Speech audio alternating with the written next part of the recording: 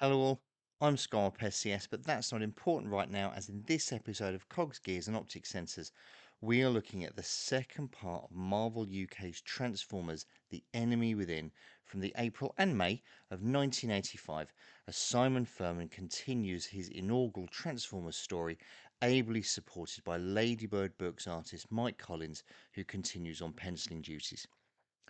Furman wastes no time in picking up directly from the previous issue's cliffhanger, focusing first on the Autobot side of the story as the still malfunctioning Brawn battles his comrades, proclaiming that he'll never be taken back, shrugging them off as he makes attempts to make his escape towards a waiting Red Alert. Now, a couple of bits of trivia on this page. You'll notice Sunstreaker is coloured in red, and whilst it's not inconceivable that the colourist Gina Hart simply got the Lambros muddled up, us present day fans know that the decos were swapped around on those moulds very early on. So I've always wondered what reference material she was working from, perhaps one of the Diachron or Diaclone moulds. Secondly, this is the only appearance we see of poor Red Alert, who in effect was absent from the entirety of the US book and wouldn't appear again in the US stories for 4 years. It's no wonder the poor guy's paranoid. Red Alert does, however, get the drop on Brawn, and with the help of Ratchet's neuro tranquilizer, gives Brawn yet another short, sharp shock, and he's scooped up by Optimus Prime. The Autobots withdraw, leaving a few hefty insurance claims in their wake, and some local contractors rubbing their hands optimistically.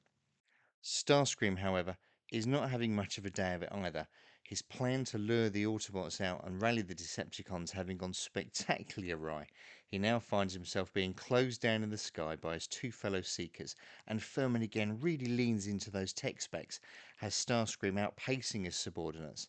only for Thundercracker to invoke his sonic boom, overload Starscream's systems, leaving him open to be intercepted by Skywarp, who takes him out of the air with two carefully placed shots, and he makes a rather undignified crash landing to come face to face with the mighty Megatron, who, having had enough, levels his fusion cannon to take Starscream offline permanently, only for the Seeker commander to reprieve himself by reminding Megatron of his right to trial by combat. His toy, after all, was still very much on the shelves at this point.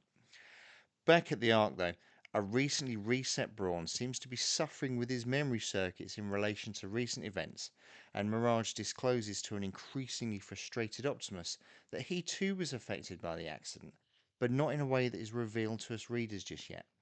Megatron is lamenting for some simpler times on his homeworld, though, as he views some historical footage in relation to Starscream's trial by combat request, with two really early UK only comic characters being used to represent the spectacle as Earthquake and Tornado battle to death, with neither coming out victorious as they successfully destroy each other in the process of trying to win. Megatron thinks this is the perfect solution to his current predicament, and Ravage, who can't help but eavesdrop by his very nature, and with very much an axe to grind against Starscream in relation to the events of last issue, suggests the solution, and Megatron reaches out to Optimus to have Brawn take part so as to redeem himself for his previous behaviour,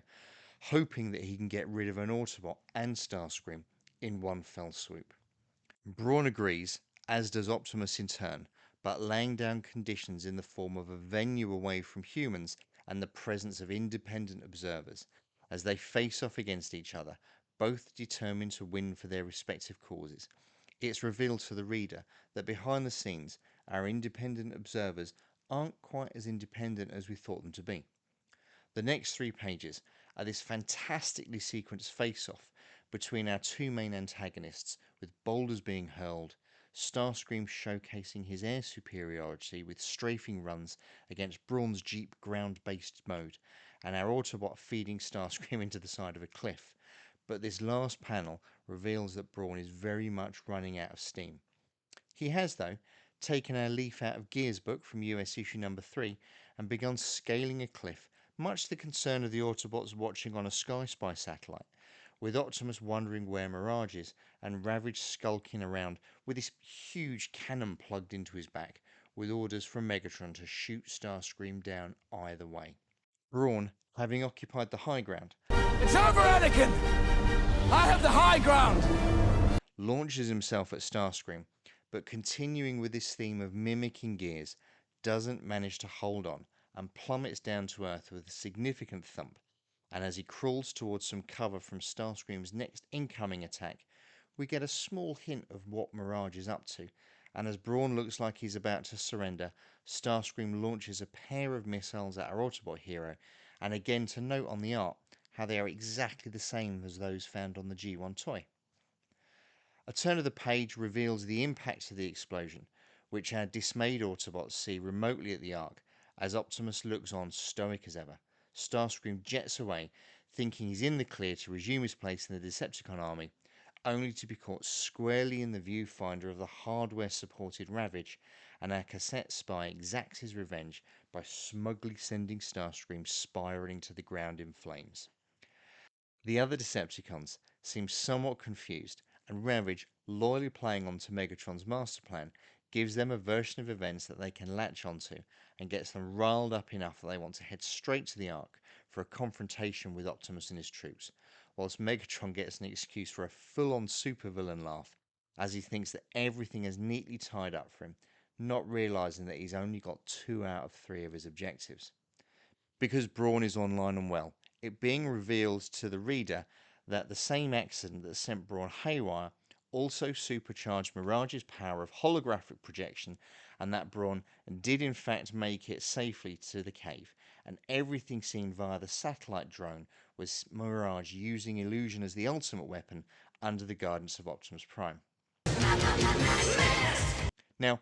as we look towards our final page, and Optimus Prime welcomes Brawn back to the Autobot ranks, it's not immediately clear, to me at least, if Megatron now knows that Brawn has survived, as he does seem somewhat incensed about something, but he still manages one last hurrah for the troops, and he closes us out menacingly, stating that the Ark will fall. And there we have it, folks, a quick retrospective walkthrough of the last half of The Enemy Within. If you've read it, as always, please let me know in the comments. Interestingly, Furman himself has stated that he's not a fan of his early work, which may give us some clues about some of the lack of modern day reprints, or even further stories being used as fillers to expand the US book, as The Man of Iron was done eventually. But as always, please leave a like and subscribe. If you didn't like it, leave one anyway. It's a small click for you, but a huge help to me. Thanks for watching along, and whatever you do, stay safe.